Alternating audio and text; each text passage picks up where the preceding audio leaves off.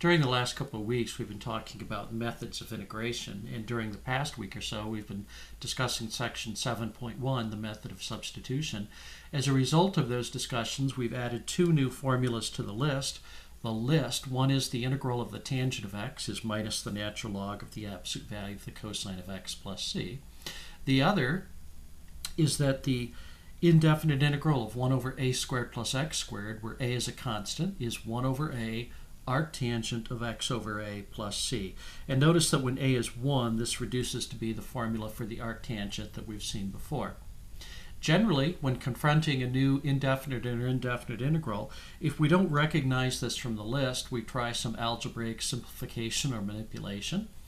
And if that doesn't work, we try substitution. And here are some examples.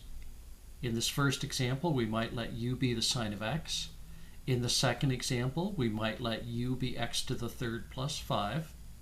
In the last example, the derivative of the bottom is 2x plus 6, which is twice the numerator x plus 3. So in this case, letting u be x squared plus 6x plus 5 is a suitable choice. Now, I kind of went through these quickly. These might be problems you'd want to do for review in preparation for our first exam. Now, section 7.2 introduces the method of integration by parts. Integration by parts is well suited when you have a product of two functions. One is a function whose derivative you know.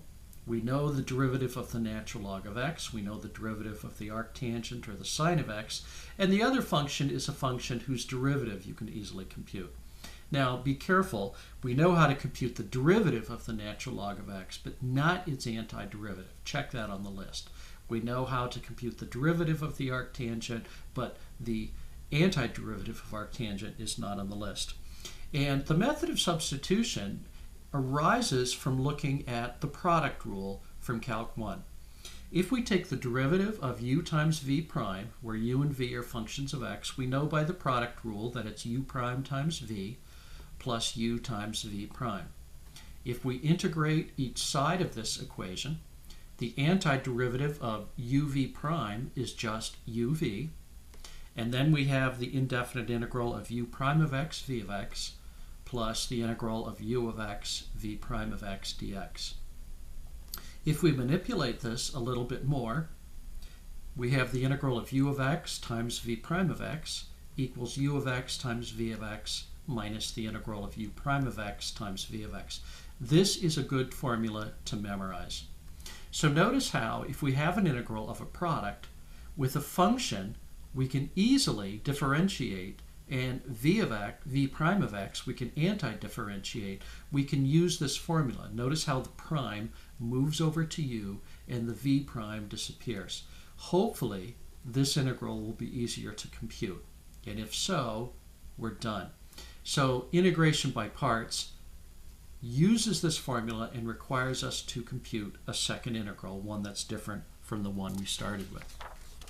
Let's take a look at a couple examples.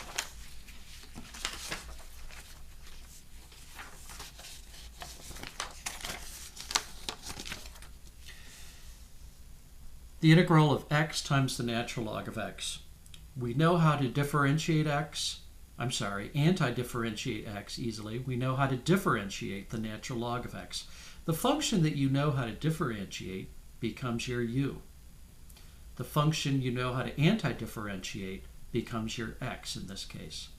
The antiderivative of x is 1/2 x squared. We're not going to worry about constants until the very end. The derivative of the natural log of x is 1 over x.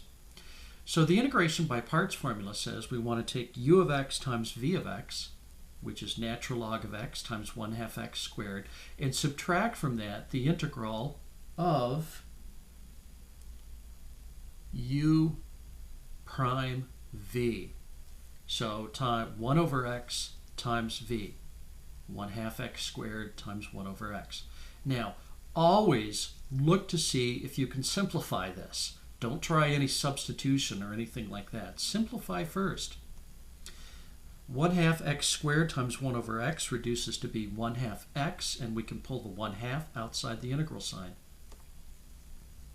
Then we integrate x. This is a lot easier to integrate than what we started with.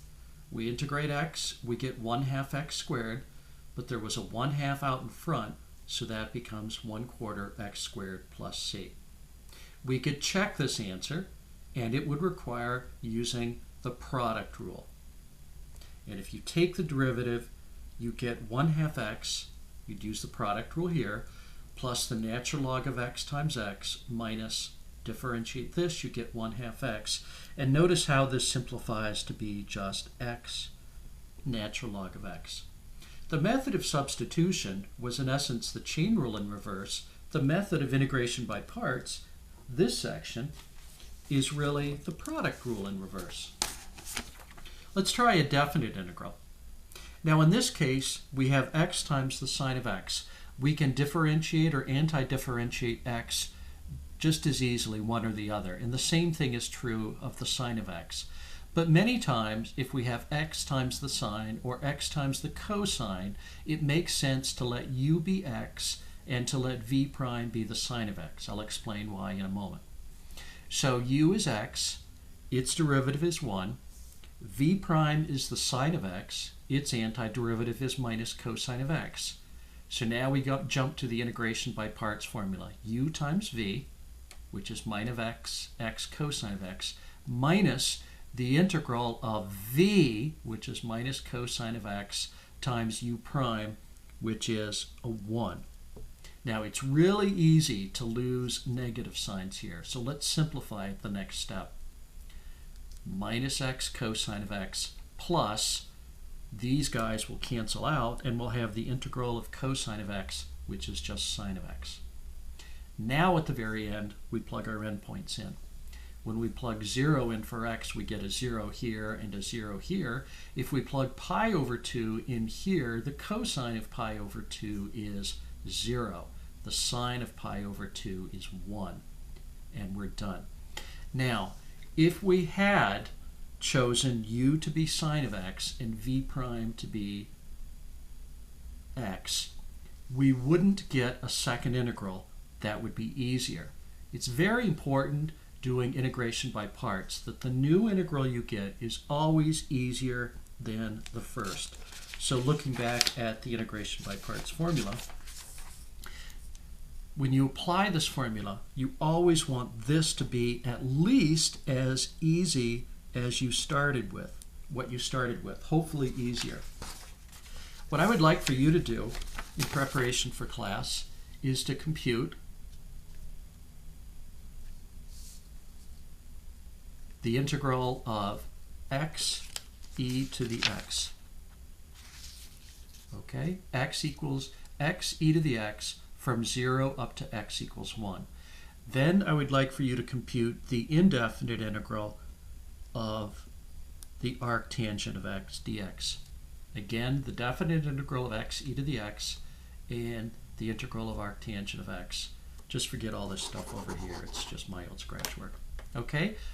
So I'll see you in class.